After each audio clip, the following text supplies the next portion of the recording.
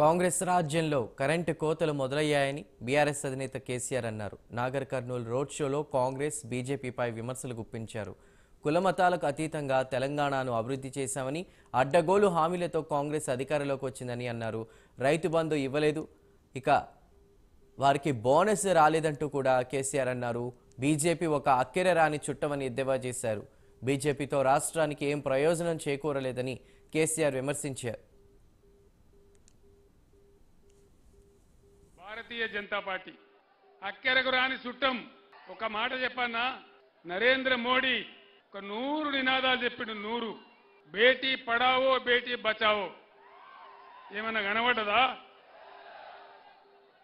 సబ్కా సాత్ సబ్కా వికాస్. దేశం ఏమన్నా బాగుపడ్డదా? సత్యనాశనం అయింది. ధరలు పెరిగినాయి.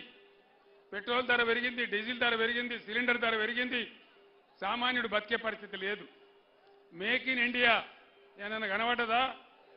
స్టార్టప్ ఇండియా కనబడ్డదా? డిజిటల్ ఇండియా కనబడ్డదా? వికసిత భారత్ వికసించిందా? దళితుల బతుకులు మారినాయా?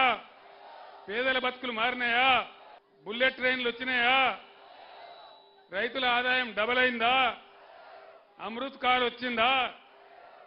మరి ఎందుకేయాలి వీళ్ళకి ఓటు? ఇన్ని గ్యాస్ చెప్పడంలో కోటాయని మనం ఏమైనా నవ్వలేగలమా? పిచ్చోళ్ళమా? వీళ్ళు ఏం జరుగుతుంది? నిన్నెవరో గుజరాత్ ముఖ్యమంత్రి వచ్చినట్టు నాగర్ కర్నూలుకు. గుజరాత్కి వెళ్ళి రావన్నా మనకు ముఖ్యమంత్రి. 1500 మంది రాలే మీటింగ్కు.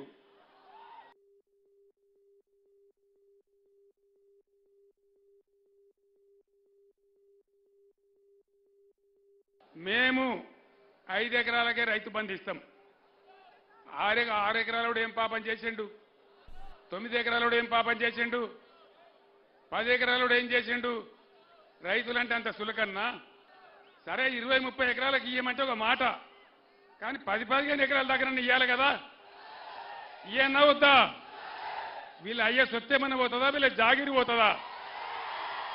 ప్రజల సొమ్మే కదా.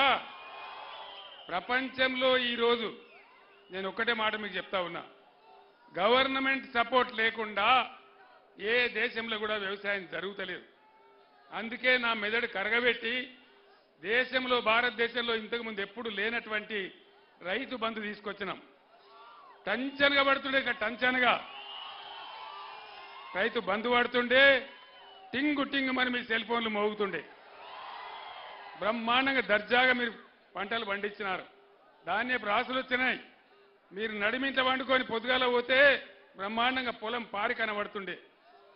ఎందుకు ఈ 5 నెలలకే 4 నెలలకే ఇంత దుర్మార్గం ఎందుకు? అంటే ఏం జరగాలి? ఇవాళ ఏమన్నా పాలెలోకి పంచాయతీ పడుతుంది. పడ్డప్పుడు ఏం చేస్తారు? ఈయన ఒక పంచును ఆయన ఒక పంచును పెట్టుకుంటారు గట్టిగా వాదించాలని.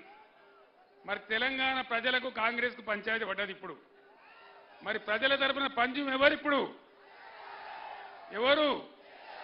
కేసీఆర్నా? కేసీఆర్ కొట్టాడన్నా? యుద్ధం చేద్దామా?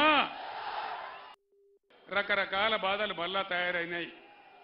ఈ బాధ ఎందుకు వచ్చింది? దయచేసి ఆలోచన చేయండి. కేసీఆర్ పెట్టిందే కదా, ఉన్నదే కదా. వీళ్ళు కొత్తగా గడపార పెట్టి తవ్వేదేం లేదు కదా. ఇచ్చిన కరెంట్ ఐఎస్టీసీగా ఇయ్యచ్చు కదా. ఇయ్యాల రోజు ముఖ్యమంత్రి మాట్లాడతాడు, మంత్రులు మాట్లాడతారు. మేము 24 గంటల కరెంట్ ఇస్తున్నామంటారు. కరెంటు పోతలేదంటున్నారు. కరెంటు చక్కగా వస్తుందా? రోజుకు 10 సార్లు పోతా ఉంది. నేను శ్రీనివాస్ గౌడ్ గారింట్లో, నేను మాజీ ఎమ్మెల్యేలు అందరం కూర్చుని మహబూబ్ నగర్ పార్లమెంట్ సమీక్ష చేస్తూ అక్కడ అన్నం తింటా ఉన్నాం. తక్కువని కరెంటు పోయింది. నేనంటే ఏమిరా ఇది, కేసీఆర్ని ఇబ్బంది పెట్టానని తీసేసినరా? ఎందుకు పోతుందంటే వెంటనే వాళ్ళందరూ చెప్పింది, సార్ ఒక్కసారి కాదు రోజుకు 10 సార్లు పోతుందని చెప్పినారు. ఇగో ఇది ఈ పరిపాలన. బ్రహ్మాండంగా మిషన్ భగీరథ పథకం పెట్టి ప్రతి ఇంటికి నల్లా ఇచ్చి, మున్సిపాలిటీలలో రూపాయికే కనెక్షన్ ఇచ్చి, ప్రతి పేదవాడి ఇంట్లో నల్లబెట్టి ఫ్రీగా పెట్టి బ్రహ్మాండంగా మంచినీళ్ళ సరఫరా జరిగింది కదా. జరిగిందా? అప్పుడు ఇప్పుడు జరుగుతుందా?